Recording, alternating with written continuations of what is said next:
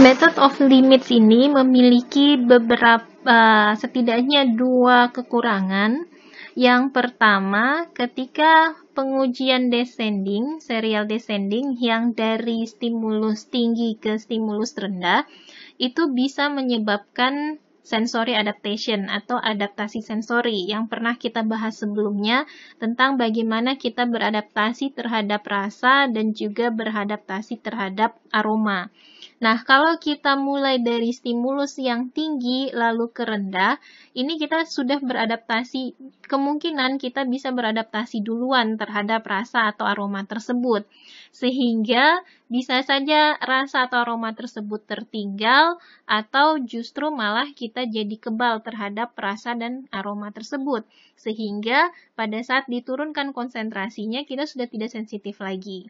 Nah, hal ini bisa disolusinya yaitu untuk method of limits tadi, ulangannya semuanya adalah ascending. Jadi semuanya dari stimulus rendah ke stimulus yang tinggi. Jadi tidak ada yang tinggi ke rendahnya. Itu bisa. Jadi metode ini bisa kita modifikasi. Terus yang kelemahan kedua dari method of limits itu beda orang itu dia punya kriteria yang berbeda juga untuk menentukan apakah dia mendeteksi sesuatu atau tidak. Ada orang yang konservatif, ada orang yang lebih easy going gitu ya, atau tidak terlalu memikirkan. Jadi pada saat dia uji, dia rasa sepertinya ada sedikit saja menurut dia perbedaan, langsung dia bilang yes gitu, saya merasakan perbedaan. Tapi ada yang lebih konservatif yang dia merasa, benar tidak ya saya merasakan perbedaan? Sepertinya belum. Jadi dia sangat hati-hati. Terus sehingga dia akan merasa, nanti saya coba dulu yang stimulus berikutnya. Kalau misalnya saya bisa merasakan di situ berarti benar gitu. Jadi ada yang berhati-hati, ada juga yang tidak berhati-hati. Nah, untuk itu, untuk menyelesaikan atau solusi dari yang kelemahan kedua ini, maka dilakukan pengujian dengan cara yang kedua, yaitu ascending force choice method of limit. Di sini si panelis dipaksa untuk memilih apakah ada perbedaan atau tidak. Bagaimana cara memaksa si panelis untuk bisa memilih perbedaan atau tidak? Bisa dengan menggunakan uji segitiga. Kalau tadi di method of limits, itu si panelis hanya diberikan stimulus seperti stimulus yang titik tadi ya, misalnya dari sini ke sini hanya ditanya lihat atau tidak gitu. Nah, tapi bisa saja dia langsung bilang tidak lihat atau dia bilang lihat.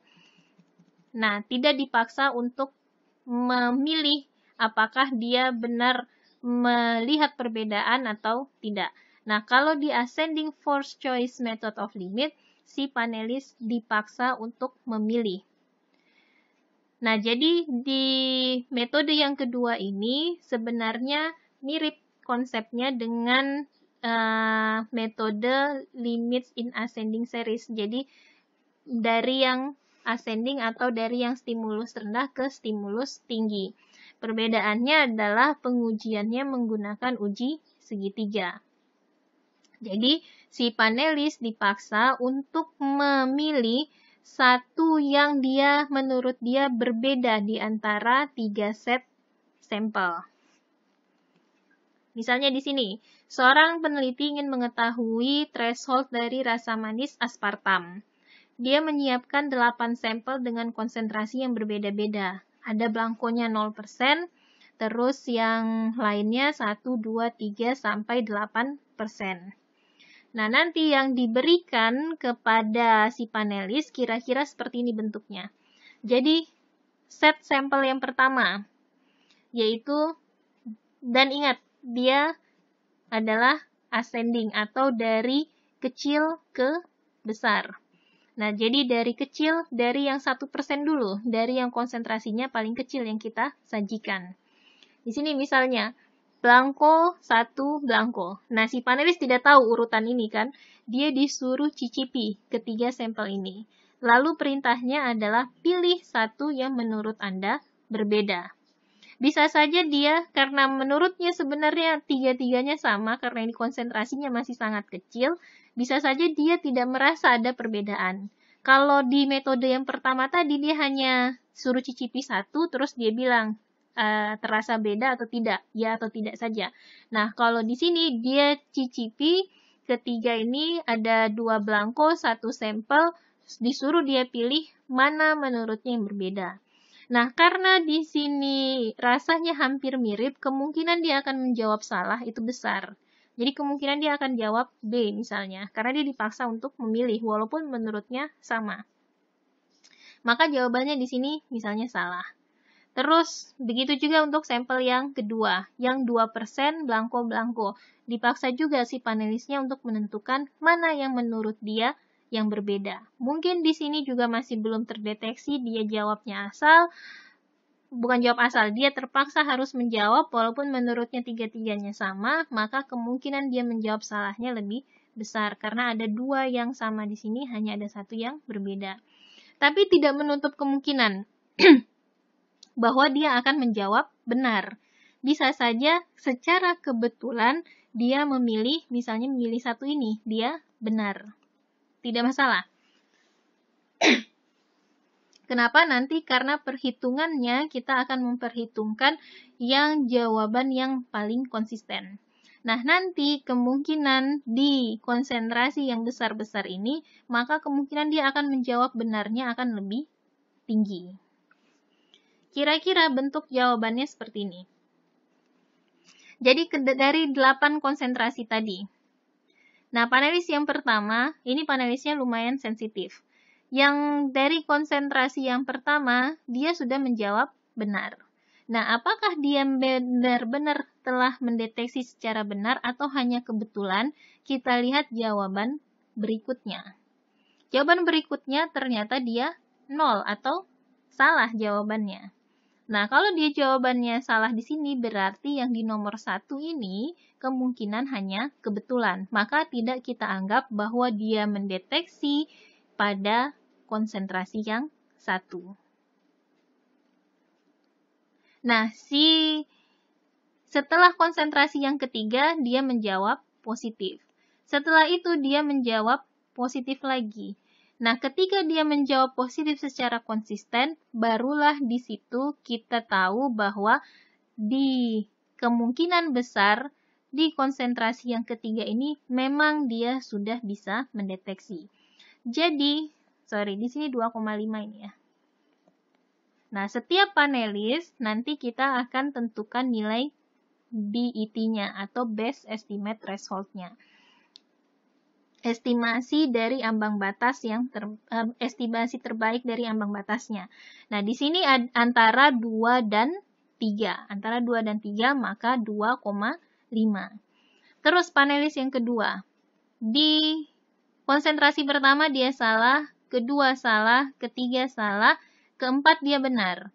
Nah, sekarang kita ingin tahu apakah keempat ini memang benar dia menjawab atau hanya kebetulan. Maka kita lihat lagi di konsentrasi kelima dia tetap benar, 6 benar, maka kemungkinan dia memang menjawab yang benar. Di konsentrasi 4 ini memang dia mendeteksi. Jadi BET-nya itu antara 3 dan 4 atau 3,5. Terus panelis ketiga. Di konsentrasi pertama dia jawab salah, konsentrasi kedua dia jawab benar. Nah, harus kita cek apakah benar di konsentrasi 2 dia memang sudah bisa mendeteksi.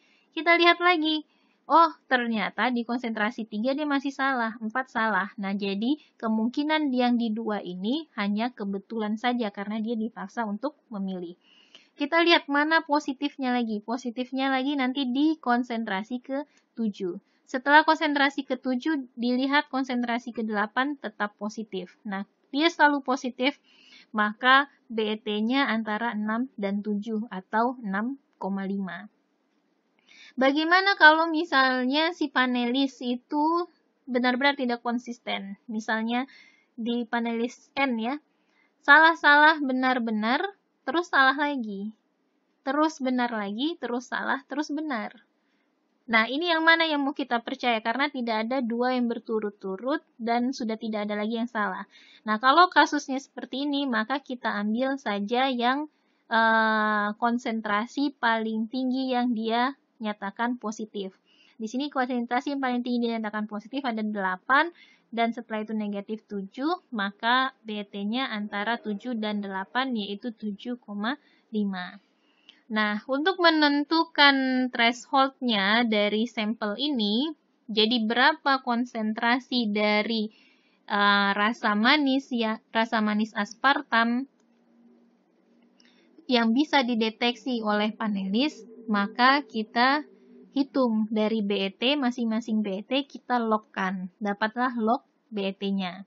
Nanti bisa kalian pakai kalkulator untuk coba log dari 2,5 hasilnya 0,38, log 3,5 hasilnya 0,54 dan seterusnya. Nah, setelah itu dihitung berapa rata-rata semua dari log BT dijumlahkan dibagi banyaknya log BT, hasilnya dapatlah rata-rata log BT. Nah, setelah dapat rata-ratanya, maka ini di-antilogkan. Bagaimana cara antilog? Pakai rumusnya, kalau di kalkulator bisa 10 pangkat dari ini, rata-rata ini, 0,65. Dapatlah 4,46. Nah, inilah dia konsentrasi batas minimum dari aspartam. Tadi kita pakai satuannya persen tadi ya. Berarti batas minimum dari aspartam sehingga kita bisa merasakan rasa manis yaitu 4,46%.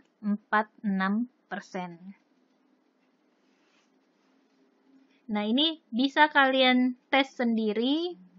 Misalnya, ini ada contoh kasus. Saya siapkan ada blankonya, yaitu pakai, yang saya mainkan adalah nilai blue-nya. Jadi blanko 198, nanti sampelnya ada 203, 206, 213, dan seterusnya. Nah, kalian lihat nanti ini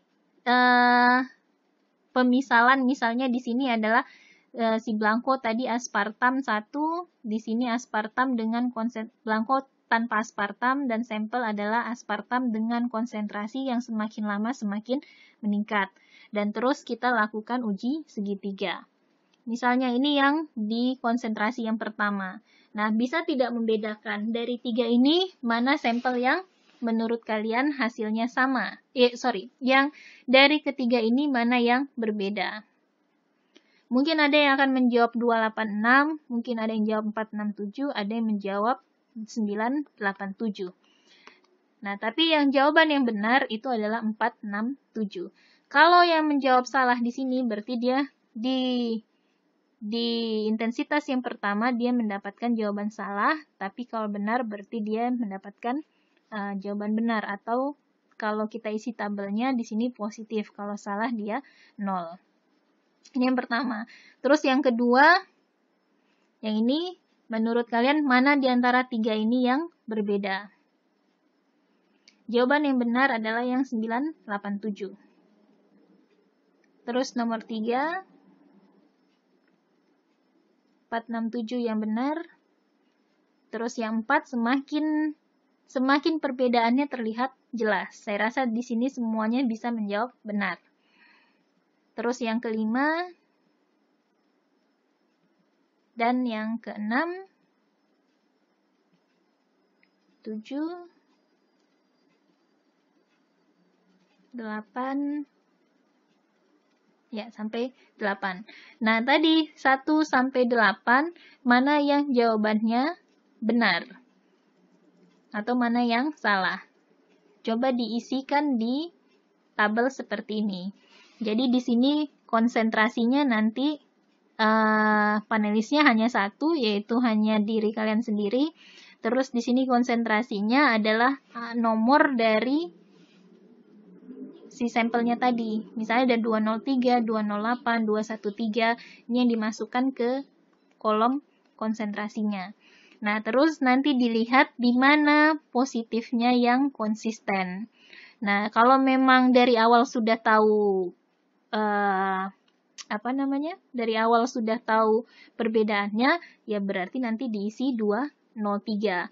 Tapi kalau misalnya di sini positif, hasilnya, kalau misalnya di sini negatif, masih negatif, terus positif, berarti dia di antara 213 dan 208. Nah, nanti kalian bisa hitung berapa BET-nya, berapa log BET-nya. Karena hanya ada satu data, maka tidak ada rata-ratanya. Langsung saja log BET, langsung diantilogkan, itulah hasil dari, sudah tidak perlu sebenarnya dilogkan ya, karena langsung saja. Berarti antara ini itu adalah threshold-nya. Tapi kalau kalian bersama teman misalnya melakukan uji coba seperti ini bisa dicek berapa log BET-nya, nanti dirata-ratakan, baru diantilogkan. Itulah batas atau threshold dari warna biru yang mulai bisa dideteksi perbedaannya.